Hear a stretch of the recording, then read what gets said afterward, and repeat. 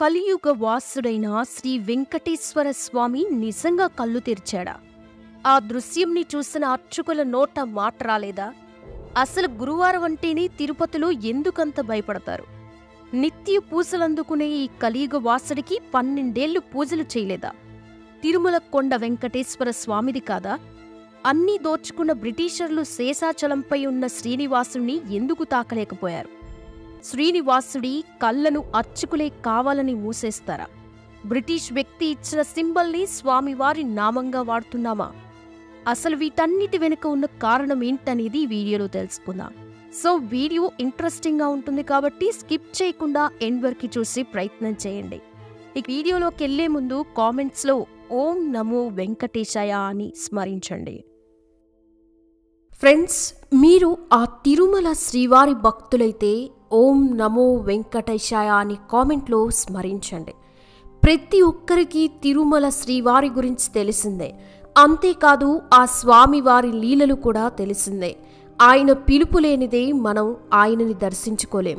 అయితే నిత్యం పూజలందుకునే ఈ కలియుగ దేవుడికి పూజలు ఆపి గుడినేకంగా పుష్కర కాలం పాటు అంటే అక్షరాల 12 సంవత్సరాలు మూసేశారని మీకు తెలుసా? అసలు తిరుమల కొండ అనగానే మనకి గుర్తొచ్చేది ఆ వెంకటేశ్వరుడు మాత్రమే. కానీ ఆ తిరుమల కొండ వరాహస్వామి సొంతమని, ఆ వరాహస్వామి 7 కొండలను వెంకటేశ్వరుడికి దానమిచ్చాడని తెలుసా? అయితే చరిత్రలో మొఘలులు మన ఆలయాన్ని కూల్చారని, బ్రిటిషర్లు మన ఆలయ సంపదను దోచుకెళ్లారని మనం విన్నాం. కానీ శేషాచలంపై కొలువున్న తిరుమల శ్రీవాసుని మాత్రం ఎవరూ ముట్టను కూడా ముట్టలేదు. మరి దానికి కారణం ఏంటో తెలుసా? అంతేకాదు శ్రీవారికి తిరునామం అనేది పెద్దగా కళ్ళు సగం మూసివేసేలా పెడతారు. అయితే అర్చకులే కావాలని వెంకటేశ్వరుడి కళ్ళను భక్తులకు కనిపించకుండా నామంతో మూసివేస్తారని మీలో ఎంతమందికి తెలుసు? తెలిస్తే కామెంట్లో కామెంట్ చేయండి. ఇక మనం ఇప్పుడు చూస్తున్న వెంకటేశ్వరుడికి వాడుతున్న నామం అస్సలు నామం కాదు. అవును, మీరు విన్నది నిజమే. ఒక బ్రిటిష్ వ్యక్తి ఇచ్చిన సింబల్ని మనం నామంగా వాడుతున్నామని మీకు తెలుసా? అయితే తిరుమల ప్రసాదం అంటే మనకు గుర్తొచ్చేది లడ్డు మాత్రమే. కానీ స్వామివారికి నైవేద్యంగా మట్టి మూకుడులో పెరుగన్నం పెడతారని, అలా శ్రీవారికి ఎన్ని రకాల ప్రసాదాలు నైవేద్యంగా చేసి పెట్టి గర్భాలయంలోకి తీసుకెళ్ళినా కూడా మొదటగా సమర్పించే ఒకే ఒక్క నైవేద్యం ఆ పెరుగన్నం మాత్రమే అని మీకు తెలుసా? మరి వీటన్నిటి సమాధానాలేంటో ఇప్పుడు ఈ వీడియోలో మనం తెలుసుకుందాం.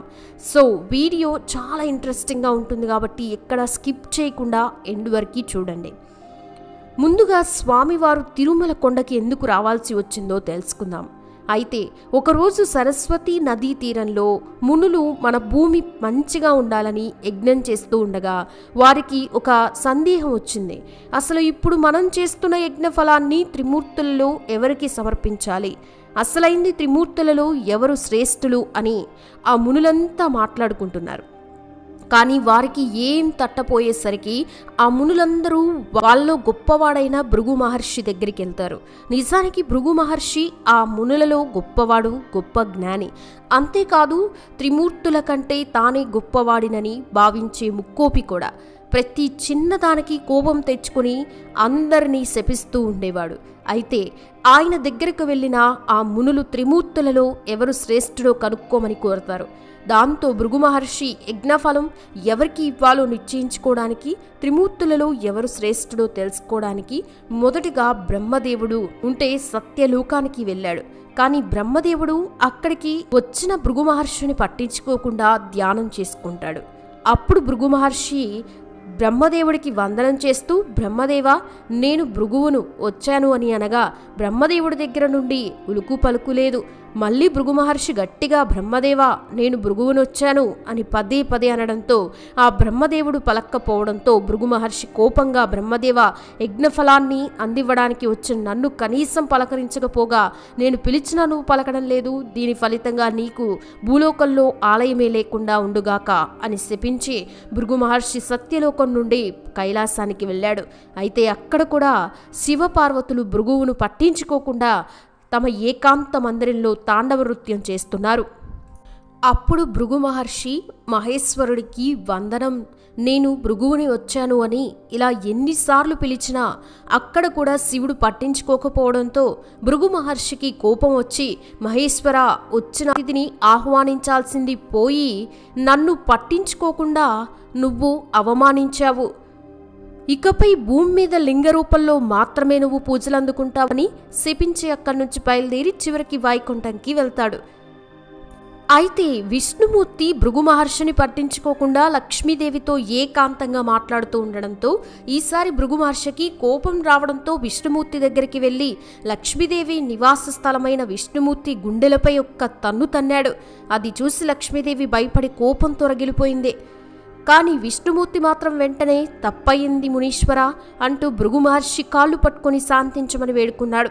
దీంతో లక్ష్మీదేవికి విష్ణుమూర్తిపై చాలా కోపం వచ్చింది.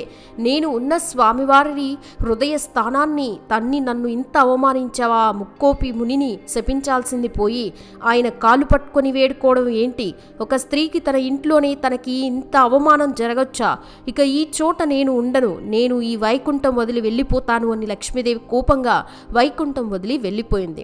కానీ విష్ణుమూర్తి మాత్రం భృగు మహర్షికి అతిథి మర్యాదలు చేస్తూ కాళ్ళొత్తుతూ ఇలా అన్నాడు, అయ్యో మునీశ్వర స్వామి, మీ లేత పాదాలతో నా వక్షస్థలంపై తన్నారు, ఉండండి, మీ పాదాలకేమైనా నొప్పి తగిలిందేమో చూస్తాను అని భృగు మహర్షి పాదం కింద ఉన్న జ్ఞాన నేత్రాన్ని చిదిమాడు. అప్పుడు భృగు మహర్షి గర్వం మొత్తం అణిగి చేసిన తప్పును తెలుసుకొని విష్ణుమూర్తిని క్షమాపణ అడిగాడు. తాను చేసిన పాపానికి పాయిత్తం లేదని భృగు మహర్షి కుమిలిపోయాడు. అప్పుడు విష్ణుమూర్తి భృగు మహర్షిని ఓదారుస్తూ, ఇందులో నీ తప్పేం లేదు, జరగబోయే కార్యాన్ని నువ్వు కేవలం ఒక సాధనానివి మాత్రమే అన్నాడు. ఆ తర్వాత భృగు మహర్షి ఆ యజ్ఞఫలాన్ని విష్ణుమూర్తి సమర్పించి అక్కడి నుండి వెళ్ళిపోయాడు. అయితే ఈ సంఘటన వల్లే విష్ణుమూర్తి వైకుంఠం వదిలి శ్రీనివాసుడిగా భూమి మీదకి రావాల్సి వచ్చింది. ఇక లక్ష్మీదేవి భూమి మీదకి వచ్చి కరువీరాపురంలో తపస్సు చేస్తుంది. ఇక విష్ణుమూర్తి భూమి మీదకి మానవ శరీరంలో లక్ష్మీదేవిని వెతుక్కుంటూ కలియుగంలో ఈ భూమి మీదకి వచ్చాడు. అందుకే మనం కలియుగ శ్రీ వెంకటేశ్వరుడు అని అంటాము. అలా తిరుమలని కలియుగ వైకుంఠం అని కూడా అంటాం. అయితే భూమి మీద లక్ష్మీదేవి కోసం వెతికి వెతికి అలసిపోయిన శ్రీ మహావిష్ణువు ఒక చింత చెట్టు కింద పడిపోగా ఆయనకి రక్షణగా ఆయన మీద ఒక పుట్ట వెలిసింది. అయితే మహావిష్ణువు పడుతున్న బాధను చూసి బ్రహ్మ పరమేశ్వరులే పురంలో ఉన్న లక్ష్మీదేవి అమ్మవారి వద్దకు వెళ్ళి విష్ణుమూర్తి పరిస్థితి గురించి తెలిపారు. కానీ లక్ష్మీదేవి కోపం తగ్గకపోవడంతో విష్ణువు దగ్గరికి వెళ్ళడానికి ఒప్పుకోదు. కానీ ఎంతైనా ఆ పుట్టలో అవస్థ పడుతున్నది తన భర్తే కాబట్టి పుట్టలో ఉన్న విష్ణువుకి సహాయం చేయడానికి లక్ష్మీదేవి బ్రహ్మ మహేశ్వరులను కోరింది. అప్పుడు బ్రహ్మ ఆవుగా, శివుడు దూడగా మారారు. ఆ ఆవు దూడల్ని తీసుకొని మారు వేషంలో లక్ష్మీదేవి స్వయంగా ఆ ప్రాంతపు చోళరాజు దగ్గరికి వెళ్ళి వాటిని అమ్మేసి తిరిగి కరువీరాపురానికి వెళ్ళి తపస్సు చేయడం మొదలుపెట్టింది. ఇక ఆవు దూడలుగా ఉన్న బ్రహ్మ మహేశ్వరులని ఆ రాజుగారి పశువుల కొట్టంలో కట్టేశారు. ఆ పశువుల కొట్టంలో పనిచేసే గొల్లవాడు ఆవు దూడలను మేపడానికి రోజు వాటిని కొండ ప్రాంతానికి తీసుకుని వెళ్ళేవాడు. అక్కడ రోజు ఆవు దూడగా ఉన్న బ్రహ్మ మహేశ్వరులు ఆ విష్ణుమూర్తి ఉన్న పుట్ట దగ్గరికి వెళ్ళి ఆ పుట్టలోకి ధారాళంగా పాలు కార్చేవారు. అలా శ్రీనివాసుడు రోజు ఆ పాలతో కడుపు నింపుకునేవాడు. అలా వైకుంఠపురంలో మెత్తటి శేష తల్పంపై పవలించే విష్ణుమూర్తికి ఎంత కష్టం వచ్చిందో కదా. అసలు విష్ణువు మానవ శరీరం ఎత్తడం ఏంటి, పుట్టలో తలదాచుకోవడం ఏంటి, రోజు పాలతో కడుపు నింపుకోవడం ఏంటి, అసలు ఆయన లక్ష్మీదేవి కోసమే ఇలా భూమి మీదకి వచ్చి ఇన్ని అవస్థలు పడుతున్నాడా, లేదా భృగు మహర్షితో తాను అన్న విధంగా లక్ష్మీదేవి కూడా జరగబోయే ఒక కార్యం గురించి ఇలా భూమి మీదకి వచ్చిందా, అసలు ఇంతకీ ఆ జరగబోయే కార్యం ఏంటి అన్న విషయం గురించి తెలియాలంటే ముందుగా వేదవతి అనే ఒక అప్సరస గురించి మనం తెలుసుకోవాలి. అది త్రేతాయుగం, అంటే రామాయణం జరిగిన కాలం. వేదవతి అని ఒక అందమైన యువరాణి. ఆమె అందానికి పడనివారంటూ ఎవరూ ఉండరు. ఆమెను పెళ్లి చేసుకోవడానికి అన్ని దేశాల రాజులు పోటీ పడేవారు. అయితే వేదవతి తండ్రి శ్రీ మహావిష్ణువుకి పరమభక్తుడు. ఆమె తండ్రి చిన్నప్పటి నుంచి వేదవతిని నీకు శ్రీ మహావిష్ణువు లాంటి భర్త వస్తాడని దీవించేవాడు. కానీ సాక్షాత్తు వేదవతి మాత్రం స్వయంగా శ్రీ మహావిష్ణువుని తన భర్తగా ఊహించుకునేది. తాను పెద్దయ్యాక సాక్షాత్తు ఆ శ్రీ మహావిష్ణువే తన భర్తగా పొందడానికి ఒంటరిగా హిమాలయ పర్వతాల్లోకి వెళ్ళి ఘోర తపస్సు చేసేది. అలా తపస్సు చేసుకుంటున్న వేదావతిపై ఆకాశంలో పుష్పక విమానంపై తిరుగుతున్న రావణుడి కన్ను పడింది. ఆమె అందంపై ఆశ పుట్టింది. రావణుడు వెంటనే వేదావతి దగ్గరికి వెళ్ళి తనను పెళ్లి చేసుకోమని అన్నాడు. దానికి వేదావతి ఒప్పుకోలేదు. వెంటనే రావణుడు వేదావతి జుట్టు పట్టుకొని ఆమెని బలాత్కారం చేయబోయాడు. అప్పుడు వేదావతి రావణుడు పట్టుకున్న తన జుట్టును నరికివేసి తన తపోశక్తితో అగ్నిని పుట్టించి ఆవేశంగా అగ్నిప్రవేశం చేసింది. అగ్నిప్రవేశం చేస్తూ, ఓరి రావణ, ఒంటరిగా తపస్సు చేసుకుంటున్న అబల అని కూడా చూడకుండా నన్నే బలాత్కారం చేయబోయావు. నీకున్న స్త్రీ వ్యామోహమే నీ నాశనానికి బాటలు వేస్తోంది. నాలాంటి ఒక స్త్రీ వల్లే నీ వంశం నాశనమవుతుంది అని శపించింది. దాంతో రావణుడు అక్కడి నుండి వెళ్ళిపోతాడు. కానీ అగ్నిప్రవేశం చేసిన వేదావతిని అగ్నిదేవుడు కాల్చకుండా ప్రత్యక్షమై వేదావతితో, అమ్మా నువ్వు వేదవతివి, వేదాలకి ప్రతిరూపమని, నేను నిన్ను దహించలేను. నీకు అభ్యంతరం లేకపోతే నువ్వు నా కూతురిగా నా దగ్గరే ఉండిపోవచ్చు అని అగ్నిదేవుడు కోరతాడు. దానికి ఆమె ఒప్పుకుంటుంది. ఇక కొన్ని ఏళ్ల తర్వాత కూడా స్త్రీల విషయంలో రావణుడి ప్రవర్తన ఏమాత్రం మారలేదు. తనకి నచ్చిన ప్రతి స్త్రీని బలాత్కారం చేసేవాడు. ఒకరోజు సాక్షాత్తు ఆ సీతమ్మ తల్లిని కూడా అపహరించి తన పుష్పక విమానంలో తనతో తీసుకెళ్తూ ఉండగా దారిలో అగ్నిదేవుడు ఎదురవుతాడు. కానీ రావణుడు ఆయనకి నమస్కారం కూడా చేయడు. అయితే అగ్నిదేవుడు పుష్పక విమానంలో ఉన్న స్పృహలో లేని సీతాదేవిని చూసి, ఏమయ్యా రావణ, నీ కళ్ళు సరిగ్గానే ఉన్నాయా? మాయా సీతను తీసుకెళ్తున్నావని అనడంతో అప్పుడు రావణుడు, ఏం అగ్నిదేవా, మాతోనే చమత్కారమా? సీతను పట్టుకుని మాయా సీత అని అంటున్నావేందని అంటాడు. అప్పుడు అగ్నిదేవుడు, అయ్యో పిచ్చి రావణ, ఆ శ్రీరామచంద్రుడికి దూరంగా మాట్లాడుకునే వారి మాటలు వినిపించే దూర శ్రవణ విద్య తెలుసు. నువ్వు మరీచుడితో సీతా అపహరణ గురించి మాట్లాడిందంతా శ్రీరాముడు ముందుగానే విని మాయ సీతను ఆ పర్ణశాలలో పెట్టి నిజమైన సీతను దాచాడు. ఏం ఇన్ని విద్యలు తెలిసిన వాడివి ఈ మాత్రం కనిపెట్టలేకపోయావా? అవునులే, సాటి బ్రాహ్మణుడిని కనపడితే నమస్కారం చేయాలన్న ఇంగితం మరిచి కళ్ళు నెత్తికెక్కిన వాడివి, ఇవన్నీ నీకెలా తెలుస్తాయిలే అని అన్నాడు. ఇక అగ్నిదేవుడు అన్న మాటలకి రావణుడు ఆలోచనలో పడి, అగ్నిదేవా, ఆపితే ఆపావు గాని నాకు మేలు చేసే విషయం చెప్పావు. ఆ నిజమైన సీతాదేవిని తీసుకొచ్చి కొంచెం పుణ్యం కట్టుకో అని కోరాడు. అప్పుడు అగ్నిదేవుడు పుష్పక విమానంలో ఉన్న నిజమైన సీతను తన దగ్గరే ఉంచుకొని తన దగ్గర తన కూతురుగా ఉన్న వేదావతిని మాయా సీతగా రావణుడి దగ్గరికి పంపిస్తాడు. అయితే ఇక్కడ మీకు ఒక డౌట్ రావచ్చు, ఎవరైతే తనను బలాత్కరించబోయాడు అని భయపడి అగ్నిప్రవేశం చేసిన ఆ వేదావతి మాయా సీతగా రావణుడి దగ్గరికి అంత ధైర్యంగా ఎలా వెళ్ళడానికి ఒప్పుకుంది అని. మీకు ఇదివరకే చెప్పాను కదా, స్త్రీల విషయంలో రావణుడి ప్రవర్తన ఏమాత్రం మారలేదని. ఒకరోజు రావణుడు దేవకన్య అని చూడకుండా రంభను బలాత్కరించబోయాడు. అప్పుడు రంభ రావణుడితో, రావణ, నేను నీ సవతి తల్లి కొడుకైన కుబేరుడి కోడల్ని, నేను అతని కొడుకు నల కుబేర భార్యను, కాబట్టి నేను నీ కోడలి వరుస అవుతాను. నువ్వు నాతో ఇలా ప్రవర్తించడం సరైనది కాదని వేడుకుంది. అప్పుడు రావణుడు, నేను కుబేరుడిని సోదరుడిగా అనుకోవడం లేదు, అలాంటిది నా సవతి తల్లి కుమారుడు కొడుకు భార్య అయిన నువ్వు నాకు కోడలి వరుస ఎలా అవుతావు? అయినా ఇంద్రుని సభలో ఆడిపాడేదానివి, నీకు వావి వరుసలతో పనేముంది అనే ఆమె ఇష్టానికి వ్యతిరేకంగా ఆమెను బలాత్కరించాడు. దీంతో రంభ ఏడుస్తూ వెళ్ళి ఈ విషయం తన భర్త నకులబారకి చెప్పింది. అప్పుడు నకులబార కోపంతో రావణుడు ఇకపై ఏ స్త్రీనైనా తన ఇష్టానికి వ్యతిరేకంగా చిరపబడితే అతని తల 1000 ముక్కలవుతుందని శపించాడు. ఇక అప్పటి నుండి రావణుడు ఎవరిని బలాత్కరించలేదు. అయితే ఈ శాపం గురించి తెలుసు కాబట్టి వేదావతి మాయసీతగా ధైర్యంగా రావణుడితో లంకకెళ్ళింది. ఎందుకంటే తన శాపం కూడా ఫలించాలి కదా. అందుకే లంకలో రావణుడు సీతను బతిమాలుకున్నాడు, కానీ బలాత్కారం చేయాలని చూడలేదు. అయితే 12 నెలల లంకలో ఉన్న సీతాదేవిని రావణుడు ముట్టుకోలేదు అని రావణుడు గురించి గొప్పలు పలికేవారు ఎవరైనా ఉంటే ఇక్కడైనా రావణుని వెనకేసుకురావడం మానండి. ఇదే వేదావతి మాయా సీతగా లంకలో 12 నెలలున్న తర్వాత రాముడు భారతి కట్టి రావణుడిని సంహరించడం తర్వాత సీతాదేవి అగ్నిప్రవేశం చేయడంతో ఆ వెంటనే అగ్నిదేవుడు ప్రత్యక్షమై ఇన్ని రోజులు లంకలో ఉన్నది మాయా సీతగా ఉన్న వేదావతి అని రాముడికి చెప్పి నిజమైన సీతాదేవి రాముడికి చూపిస్తాడు. తర్వాత అగ్నిదేవుడు రామునితో, రామా, ఎంతైనా నా కూతురు వేదావతి నీ భార్య మాయసీతగా లంకలో ఇన్ని రోజులుంది. ఆ లంకలో ఎన్నో అవస్థలు పడింది కాబట్టి విష్ణు అవతారమైన నువ్వు వేదావతిని వివాహం చేసుకొని ఆమెకి న్యాయం చేయి అని కోరాడు. కానీ రాముడు అగ్ని దేవుడి కోరికను సున్నితంగా తిరస్కరించాడు. అగ్నిదేవా, రాముడంటే ఒకే మాట ఒకే బాణం. ఈ జన్మలో నేను ఏకపత్ని వ్రతుడును కాబట్టి నేను నీ కోరికను తీర్చలేను. కావాలంటే కలియుగంలో శ్రీనివాసుడిగా వచ్చి వేదావతిని వివాహం చేసుకుంటానని చెప్పి మాటిచ్చాడు. అలా రామాయణం ముగిసింది. తర్వాత ఆయన కృష్ణ అవతారం ఎత్తిన ద్వాపర యుగం కూడా ముగిసింది. కృష్ణుడి మరణంతో కలియుగం మొదలైంది. రామావతారంలో ఆయన ఇచ్చిన మాట తీర్చుకోవాల్సి సమయం వచ్చింది కాబట్టి అలా భృగు మహర్షి విష్ణుమూర్తిని తన్నడం, లక్ష్మీదేవి అలిగి భూమి మీదకి రావడం, లక్ష్మీదేవిని వెతుక్కుంటూ శ్రీనివాసుడిగా ఈ భూమి మీదకి వచ్చి ఆ పుట్టలో తలదాచుకోవడం, ఇలా అన్ని వెంటనే జరిగిపోయాయి. అయితే రోజు ఆవు దూడలొచ్చి పాలిస్తున్నట్లుగా చెప్పాను కదా. ఒకరోజు చోళరాజుకి ఈ ఆవు దూడలు పాలివ్వడం లేదన్న విషయం తెలిసి ఆవు దూడల్ని మేపుతున్న గొల్లవాడిపై అనుమానం వచ్చి అతన్ని పిలిచి మందలించాడు. ఆ తర్వాత రోజు గొల్లవాడు ఆవు దూడల్ని వెంబడించగా అవి ఒక పుట్ట దగ్గరికి వెళ్ళి ధారాళంగా పాలు కాల్చడం చూసి కోపంతో ఆ గొల్లవాడు వాటి మీదకి గొడ్డల్ని విసిరాడు. అప్పుడు శ్రీనివాసుడు ఆ ఆవు దూడలకి అడ్డుగా నిలవగా ఆ గొడ్డలి వచ్చి శ్రీనివాసు తలమే బలంగా తగిలి ధారాళంగా రక్తం గారసాగింది. స్వామివారి రక్తాన్ని కళ్ళ చూసిన ఆ గొల్లవాడు అక్కడికక్కడే మరణించాడు.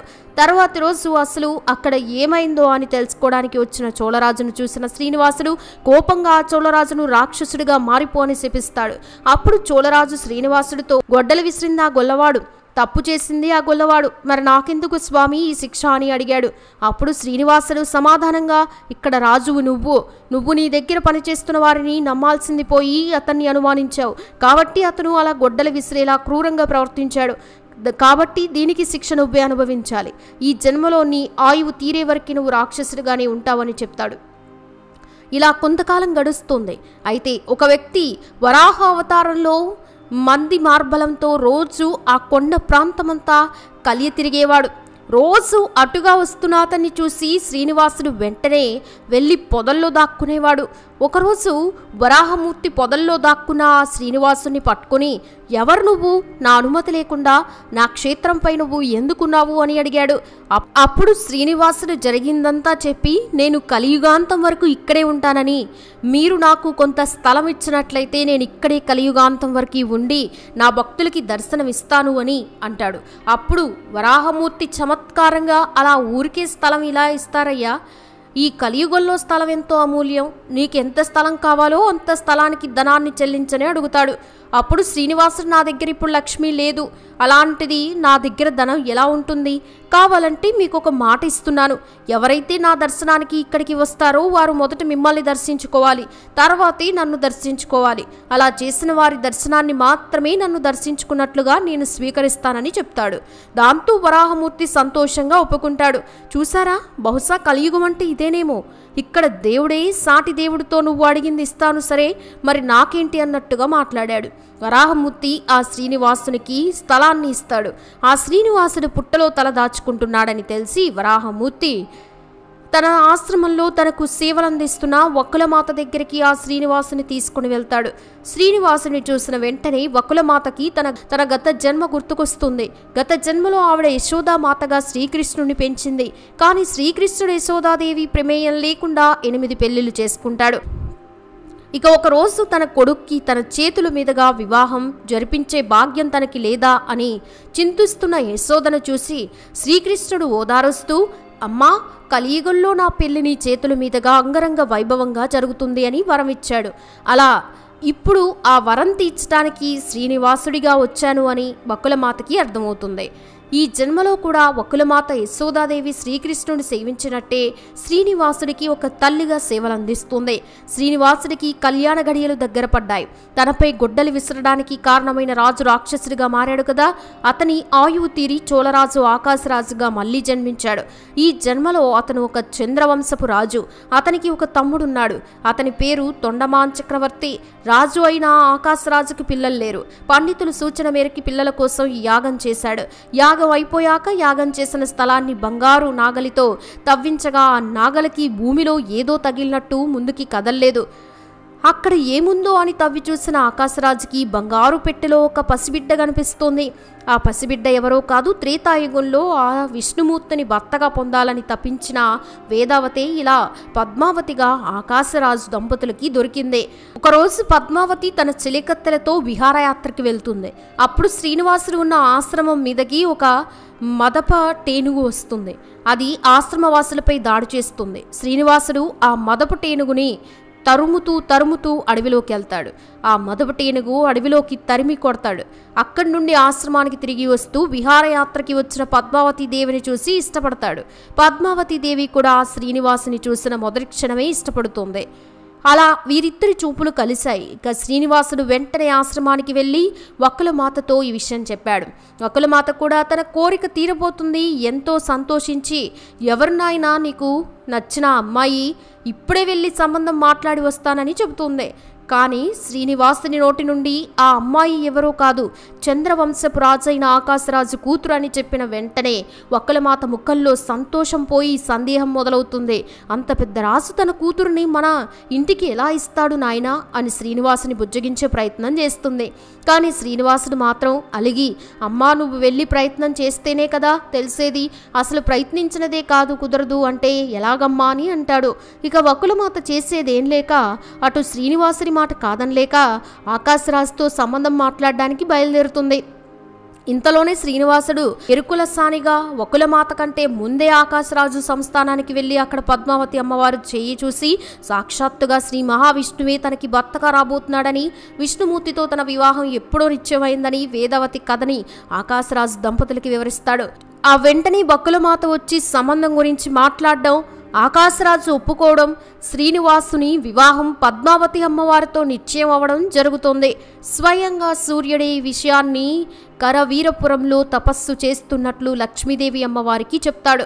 ఇక లక్ష్మీదేవి అమ్మవారికి వేదావతి పొందిన వరం గురించి తెలుసు కాబట్టి తాను కూడా చాలా సంతోషించి స్వయంగా పద్మావతి శ్రీనివాసుల కళ్యాణం లక్ష్మీదేవి సమక్షంలోని కుబేరుడు ఇచ్చిన అప్పుతో అంగరంగ వైభవంగా జరుగుతుంది. సినిమాల్లో చూపించిన విధంగా లక్ష్మీదేవి పద్మావతి అమ్మవార్లు గొడవ పడలేదు. రామావతారంలో వేదవతికి ఇచ్చిన మాట నెరవేర్చడానికి, కృష్ణావతారంలో తన తల్లి యశోదామాతకి ఇచ్చిన మాట నెరవేర్చడానికి సాక్షాత్తు కలియుగ దైవంగా ఆ శ్రీనివాసుడే ఈ భూమి మీదకి వచ్చి తిరుమల కొండపై తన భక్తులకి దర్శనమిస్తూ వారి ఆపదల్ని తీరుస్తూ ఆపద ముక్కులవాడయ్యాడు. శ్రీనివాసుడికి పిల్లనిచ్చిన మామ ఆకాశరాజు కొన్నాళ్ళకి మరణించాక అతని తమ్ముడు తొండమాను చక్రవర్తి రాజయ్యాడు. తొండమాన్ చక్రవర్తి అంటే స్వామివారికి ఎంతో ఇష్టం. ఎందుకంటే తొండమాన్ చక్రవర్తి గత కొన్ని జన్మల నుండి స్వామివారిని సేవిస్తూ వస్తున్నాడు. ఆయన ఈ జన్మలో కూడా స్వయంగా స్వామివారికి గుడి కట్టి రోజు బంగారు తులసి దళాలతో స్వామివారిని సేవించేవాడు. కొన్ని రోజులకి అతనిలో గర్వం మొదలైంది. స్వామివారిని తనకంటే ఘనంగా ఎవరు పూజించలేరన్న గర్వం అతనికి రోజు రోజుకి పెరగసాగింది. ఒకరోజు పూజ కోసం బంగారు తులసి దళాలను తీసుకొచ్చిన తొండమాన్ చక్రవర్తికి స్వామివారి కాళ్ళ దగ్గర మట్టి తులసి దళాలు కనిపించాయి. తొండమాన్ చక్రవర్తి స్వామివారిని, ఈ మట్టి తులసి దళాలు ఎక్కడి నుండి వచ్చాయి స్వామి అని అడిగాడు. అప్పుడు శ్రీనివాసుడు ఒక కుమ్మరి భక్తుడు ఎంతో భక్తిగా నాకు మట్టి తులసి దళాలని సమర్పించాడు, నేను స్వీకరించానని అన్నాడు. వెంటనే తొండమాన్ చక్రవర్తి అంతటి గొప్ప భక్తుడు ఎవరు స్వామి అని అడగ్గా, అతన్ని రాజ్యంలోనే ఉన్నాడు, పద చూపిస్తాను అని స్వామివారిని స్వయంగా తీసుకెళ్లి ఆ కుమ్మరిని చూపించాడు. అతనికి ఉన్న పని కారణంగా అతను తిరుమలకి రాలేకపోతున్నాడని బాధపడి ఈ మట్టితో నా ప్రతిమలు చేసి ఈ మట్టి తులసి దళాల్ని సమర్పించాడు అని చూపించాడు. అక్కడికి వచ్చిన తొండమాన్ చక్రవర్తిని చూసి ఆ కుమ్మరి భక్తుడు ఆశ్చర్యపోయాడు. ఆ వెంటనే స్వామివారు కుమ్మరి ముందు సాక్షాత్కరించడంతో స్వామివారి దివ్య రూపాన్ని చూసి ఆ కుమ్మరి కళ్ళు చెమ్మగిల్లాయి. సాక్షాత్తు ఆ శ్రీనివాసుడే తన దగ్గరికి వస్తే తనకి సమర్పించడానికి తన దగ్గర ఏమీ లేదే అని బాధపడ్డాడు. అప్పుడు శ్రీనివాసుడు ఆ కుమ్మరిని దగ్గరికి తీసుకుని ఆ ఇంట్లో ఏది ఉంటే అది తీసుకొని రమ్మని ఆ కుమ్మరి భార్యకి చెప్తాడు. ఆ కుమ్మరి భార్య ఇంట్లోకి వెళ్ళి ఒక మట్టి మూకుడులో పెరుగన్నం తీసుకొని వస్తుంది. దీంతో స్వామివారు దాన్ని భుజించిన తర్వాత కుమ్మరి దంపతులు ఇద్దరికీ మోక్షాన్ని ప్రసాదిస్తాడు. ఇదంతా చూసిన తొండమాన్ చక్రవర్తికి గర్వం అణిగిపోతుంది. స్వామివారు భక్తిని చూస్తారు కానీ కానుకలను కాదు అన్న విషయం అతనికి బోధపడింది. అందుకే ఇప్పటికీ తిరుమలలో స్వామివారికి ఎన్ని రకాల ప్రసాదాలు నైవేద్యంగా చేసి పెట్టినా గర్భాలయంలోకి తీసుకెళ్లి స్వామివారికి మొదటిగా సమర్పించే ఒకే ఒక నైవేద్యం ఆ పెరుగన్నం మాత్రమే. ఇలా కొండపై కొన్ని వందల ఏళ్లుగా స్వామివారు నిత్య పూజలు అందుకుంటున్నారు. ఇక్కడ రాజ్యాలు మారుతున్నాయి, రాజులు మారుతున్నారు, కానీ కొన్ని వందల ఏళ్లుగా కొండపై శ్రీనివాసుడు వైభవానికి నిత్య కైంకర్యాలకి ఎలాంటి లోటు లేదు. కానీ ఎవరు ఊహించని విధంగా ఒక సంఘటనకారంగా తిరుమల ఆలయాన్ని 12 సంవత్సరాలు మూసివేయడం జరిగిందని ఒక కథనం ఉంది. ఇంతకీ ఆ సంఘటన ఏంటంటే, అప్పట్లోనే స్వామివారి ఆలయంలో 9 మంది పూజారులు ఉండేవారు. ఒకసారి ఆలయంలోని స్వామివారి నగలు మాయమయ్యాయి. ఈ విషయం తెలుసుకున్న శాలువ నరసింహరాయలు ఆవేశంగా స్వామివారి నగల దొంగతన నేరం ఆ పూజారులపై మోపి వారిని నరికేశాడు. ఆవేశంలో ఏదో నరికేశాడు, కానీ చంపింది బ్రాహ్మణులు కాబట్టి తన వంశానికి బ్రాహ్మణ హత్యాపాతకం చుట్టుకుంటుందేమోనని భయపడి స్వామివారి ఆలయాన్ని 12 సంవత్సరాలు మూసేశాడు. తర్వాత గుడిలో పూజలు, యజ్ఞాలు, సంప్రోక్షణ చేసి ఆలయాన్ని తెరిచారు అని చెప్పుకుంటారు. ఇంకో కథనం ఏంటంటే, ఆలయ ప్రధాన అర్చకుడు మరణించాడు కాబట్టి తన తదనంతరం బాధ్యతలు తీసుకోవాల్సిన అతని కొడుకు 5 ఏళ్ల చిన్న పిల్లాడు గనక అతను పెరిగి పెద్దవాడయ్యే వరకు ఆలయాన్ని మూసేశారని చెప్తారు. ఏదేమైనప్పటికీ స్వామివారి ఆలయాన్ని 12 సంవత్సరాలు మూసినట్టుగా భక్తులు ఎవరిని అనుమతించినట్లుగా చెప్తారు. అలా పుష్కర కాలం తర్వాత స్వామివారి ఆలయం తెరుచుకుంది. తిరిగి స్వామివారి ఆలయం పూర్వ వైభవం అందుకుందే. భారీగా భక్తులు వచ్చేవారు. నిలువు దోపిడీ పేరిట భారీగా భక్తులు కానుకలను సమర్పించుకునేవారు. స్వామివారి హుండీ ఆదాయం కూడా గణనీయంగా పెరిగింది. మన దేశంపై దండెత్తిన తురకరాజులు కన్ను ఆలయ సంపద మీదే కాదు, స్వామివారి వైభవం మీద కూడా పడింది. ఒకసారి టిప్పు సుల్తాన్ తండ్రి అయిన హైదీరాలీ తిరుమల ఆలయాన్ని ధ్వంసం చేయాలని బయలుదేరాడు. మార్గమధ్యంలో తిరుమల స్వామివారికి చేరుకోవాలి అంటే వరాహమూర్తి ఆలయాన్ని దాటాలి అన్న విషయాన్ని వారికి తెలిసిందే. వరాహం అంటే పంది. ముస్లింలు పందులను ఇష్టపడరు కాబట్టి హైదర్ అలీ పైకి వెళ్లే ఆలోచనని మానుకుని అక్కడి నుండి తిరిగి వెళ్ళిపోయాడు. అతను తిరిగి వెళ్లే ప్రాంతాన్ని మనం ఇప్పుడు అలిపిరిగా పిలుచుకుంటున్నాం. అలిపిరి అంటే అలీ మురళి పోయాడు అని అర్థం. తర్వాత వచ్చిన ముస్లిం రాజులు మనకి అంతగా ఆదాయాన్నిచ్చే ఆలయాన్ని కూల్చడం ఎందుకు అని అక్కడ ఆలయం వారితో ఒప్పందం కుదుర్చుకొని ఆలయ సంపదను తీసుకెళ్లేవారు. అప్పట్లో ముస్లిం రాజుల ఆలయాలు ఎందుకు కూల్చేవారంటే, ప్రజలు తమ మాట వినకపోతే మనం సెంటిమెంట్గా ఫీల్ అయ్యే ఆలయాలను కూల్చేస్తామని హిందువుల్ని భయపెట్టేవారు. వినకపోతే కూలగొట్టేవారు కూడా. దట్టమైన కొండల మధ్య ఉండే తిరుమల ఆలయంపై అంతగా జనాలు ఉండేవారు కాదు, కానీ వచ్చిపోయే భక్తులతో హుండీ మాత్రం నిండుతూ ఉండేది. కాబట్టి దాన్ని వాళ్ళు ఆదాయ వనరుగా చూసేవారు. తిరుమల ఆలయం మీద వచ్చే ఆదాయాన్ని తీసుకుని ఆలయాన్ని వదిలిపెట్టేవారు. ఆ తర్వాత వచ్చిన బ్రిటిషర్లు కూడా అదే పని చేశారు. ఆదాయం పోతే పోయింది, కానీ మనకి మన ఆలయం మిగిలింది, అది చాలు. మన అదృష్టం బాగుండి స్వామివారి దివ్యమంగళ రూపాన్ని ఇప్పటికీ మనం దర్శించుకోగలుగుతున్నాం. స్వామివారి రూపం అనగానే మనకు గుర్తుకొచ్చేది స్వామివారి ముఖంపై ఉండే పెద్ద పెద్ద నామాలు. అసలు ఇంతకీ స్వామివారికి అంత పెద్ద నామాలు ఎందుకు పెడతారో తెలుసా? ఆయన కళ్ళు మనకి పూర్తిగా కనిపించకుండా ఉండేందుకు. కర్పూర నామంతో స్వామివారి కళ్ళని సగం మాత్రమే భక్తులకు కనిపించే విధంగా నామాలు పెడతారు. అర్చకులు అలా ఎందుకు చేస్తారంటే, స్వామివారి కళ్ళ నుండి వెలువడే శక్తి తీవ్రతని భక్తులు తట్టుకోలేరని. అక్కడి అర్చకులు స్వామివారి కళ్ళని సగం వరకు కర్పూర నామంతో కప్పుతారు. కానీ ఒక్క గురువారం మాత్రం స్వామివారి నేత్ర దర్శనం పేరిట స్వామివారి నామం సైజును తగ్గించి స్వామివారి ముందు పులిహోర ప్రసాదాన్ని పెట్టి గట్టిగా పేరుస్తారు. స్వామివారి కళ్ళ నుండి వెలువడే శక్తి ప్రసరణ ఆ ప్రసాదంపై పడేలా చేస్తారు. అలా చేయడం ద్వారా స్వామివారి కళ్ళ నుండి వెలువడే శక్తి తీవ్రత తగ్గి భక్తులు స్వామివారి కళ్ళు పూర్తిగా దర్శించడానికి వీలవుతుందని భావిస్తారు. ఇప్పటికీ కొండ మీద కొందరు వ్యాపారులు కానీ అర్చకులు కానీ అక్కడి సిబ్బంది వారు స్వామివారి కళ్ళని ఆ రోజు నామంతో కప్పరు కాబట్టి వాళ్ళ విధులని చాలా జాగ్రత్తగా నిర్వహిస్తారు. వ్యాపారస్తులు ఎక్కువగా లాభాపేక్ష లేకుండా వ్యాపారం చేస్తారు. ఎక్కడ ఏ తప్పు జరిగితే స్వామివారి ఆగ్రహానికి గురి కావాల్సి వస్తుందో అని కొందరు ఇప్పటికీ భయపడతారు కూడా. అందుకే ఎవరైనా మనల్ని మోసం చేస్తే వాడు నీకు పెద్ద నామం పెడతారా అన్న మాట వాడుకలో ఉంది. మన పిచ్చి కాకపోతే నామంతో స్వామివారి కళ్ళు కప్పి ఆయనకి తెలియకుండా మనం ఏ పనైనా చేయగలమా? ఇంత ప్రాముఖ్యతమైన స్వామివారి నామంపై తిరుమలలో కొన్ని వందల ఏళ్ల నుండి అర్చకుల మధ్య అభిప్రాయ భేదాలు తీవ్ర స్థాయిలో ఉన్నాయంటే మీరు నమ్ముతారా? వై ఆకారంలో ఉండే నామమే స్వామివారి నామమని తెంగలై వర్గానికి చెందిన జియర్లు కాదు, యు ఆకారంలో ఉండే నామమే స్వామివారి నిజమైన నామమని వరగలై వర్గానికి చెందిన అర్చకుల మధ్య గొడవలు జరుగుతూ ఉండేవి. నిజానికి వారంతా స్వామివారి సేవకులే, చేసేది స్వామివారి సేవనే. కానీ వాళ్ళలో వాళ్ళు ఆధిపత్యాన్ని చూపించుకోవడానికి ఇలా మా నామం గొప్పదంటే మా నామం గొప్పదని ఈ రెండు వర్గాల వారు దశాబ్దాలుగా గొడవ పడుతూ ఉండేవారు. ఈ గొడవ కాస్త బ్రిటిష్ కాలంలోనే లండన్ కోర్టు దాకా వెళ్ళిందే. అప్పుడు మన ఆచార వ్యవహారాలపై ఏమాత్రం అవగాహన లేని బ్రిటిష్ జడ్జి అటు యూ కాకుండా ఇటు వై కాకుండా మధ్యస్థంగా ఉండే ఈ నామాన్ని స్వామివారికి పెట్టాలి అని కోర్టు తీర్పునిచ్చింది. మనలాంటి భక్తులు స్వామివారి దివ్యరూపం 10 సెకండ్లు చూడగానే ఎంతగానో మైమరిచిపోతాం. స్వామివారి కృప మన మీద ఉంది కాబట్టే దర్శన భాగ్యం కలిగిందని ఎంతగానో మురిసిపోతాం.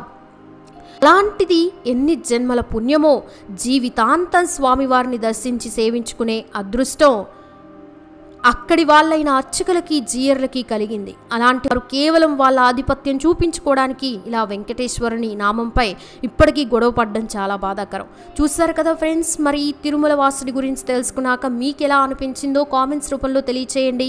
అలాగే వీడియో నచ్చితే లైక్ చేయండి, షేర్ చేయండి, ఛానల్ని సబ్స్క్రైబ్ చేసుకోండి. Thanks for watching this video.